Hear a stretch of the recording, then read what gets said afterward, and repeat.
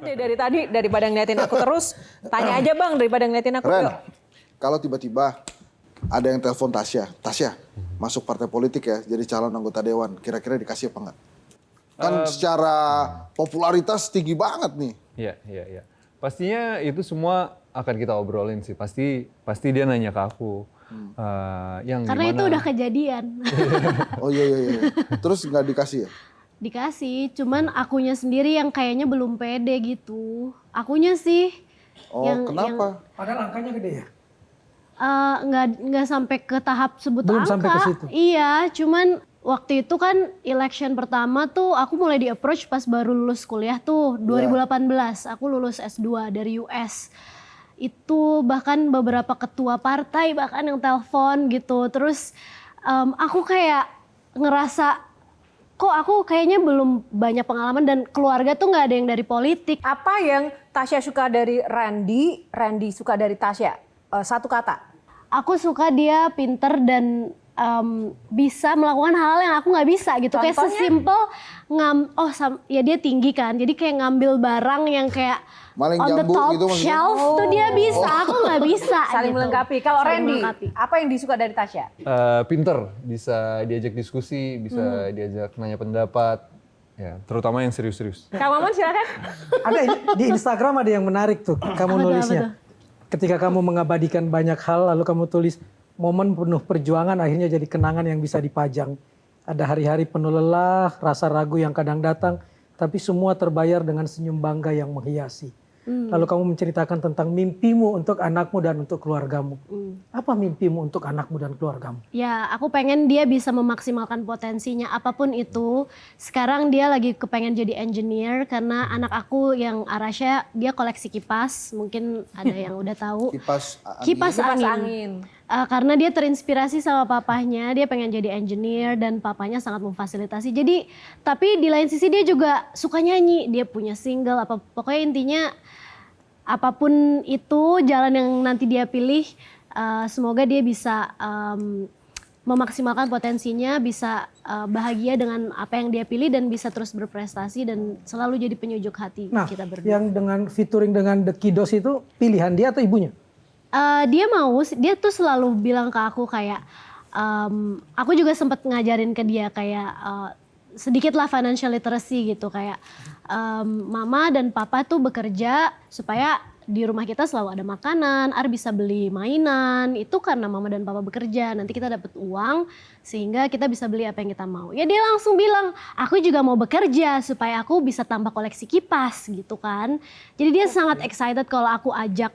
Karena dia mungkin dia seneng banget yang pertama kalau disuruh ngevlog gitu yang kayak syuting, dia happy kalau disuruh syuting. Cuman kan dia belum tahu kayak misalkan nyanyi itu gimana sih.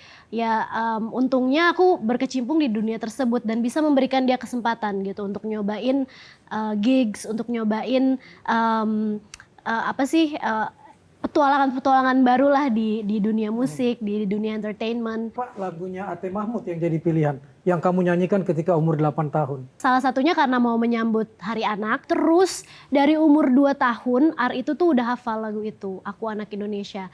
Sebelum lagu itu memang Arasya sama aku udah bikin beberapa single gitu. Ada lagu judulnya Apa Kabar, ada Aku Temanmu, Ayo Gosok Gigi, terus kita juga nyanyiin lagu soal transportasi umum. Nah, sebelumnya lagi dia juga pernah waktu umur 3 tahun cuman sedikit banget ikut-ikutan aku ketika aku dan beberapa mantan penyanyi cilik menyanyikan lagu Aku Bisa, yang mana itu lagu aku juga.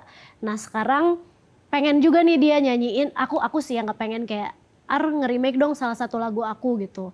Apa ya yang dia suka, salah satu itu Aku Anak Indonesia. Tadi kan Kang Maman bicara soal menanyakan mimpi untuk keluarga. Tapi ketika berproses mewujudkan mimpi itu kan di tengah-tengah Randy sempat sakit, kanker getah bening ya Randy ya. Yeah. Dan sekarang sudah sembuh total. Alhamdulillah. Alhamdulillah.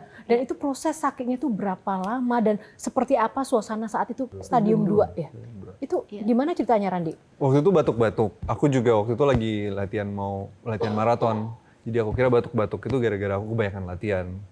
Ternyata iya lama-lama nggak sembuh-sembuh, udah kayak sebulan dan itu masa konstan pandemi. terus ya, Masa pandemi jadi kita kayak orang kan pas masa pandemi batuk dikit kayak parno banget nggak sih? Oke. Jadi swab terus setiap swab juga hasilnya negatif COVID gitu kan. Jadi kenapa nih ke dokter THT sampai obat antibiotiknya habis masih batuk dan batuknya kayak konstan gitu loh. Kita bisa tahu Randi datang karena pasti ada suara batuknya dulu gitu. Situasi terparahnya itu apa? Nggak, one day dia batuk mengeluarkan darah. Iya, terus dia nelfon aku kayak yang tadi aku batuk terus keluar darah. Langsung ke dokter paru hari ini juga aku bilang. Langsung scan paru-parunya bersih tapi ditemukan ada massa, tumor di rongga dadanya.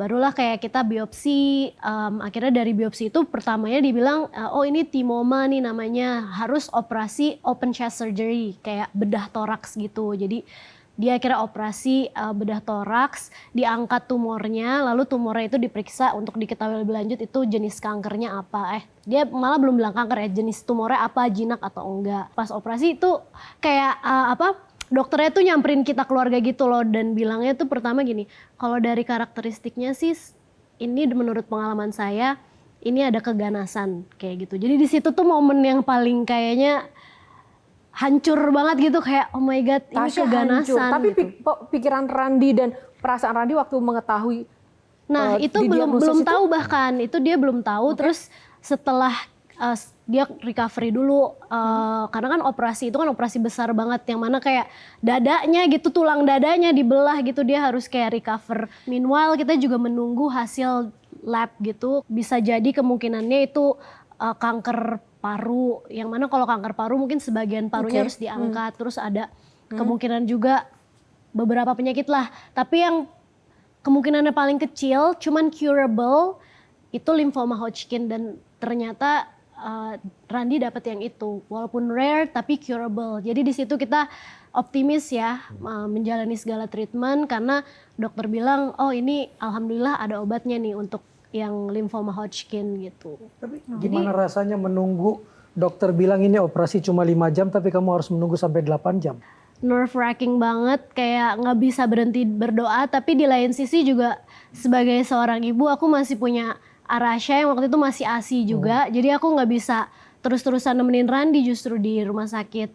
Untungnya ada ibu bapaknya Randi yang saat itu bisa standby di rumah sakit, jadi aku bolak-balik tuh selama 5 jam itu aku pulang dulu nyusuin anakku.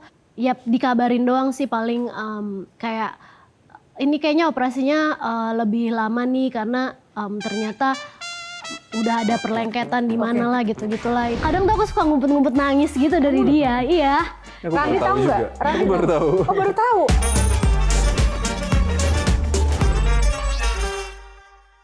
Dipersembahkan oleh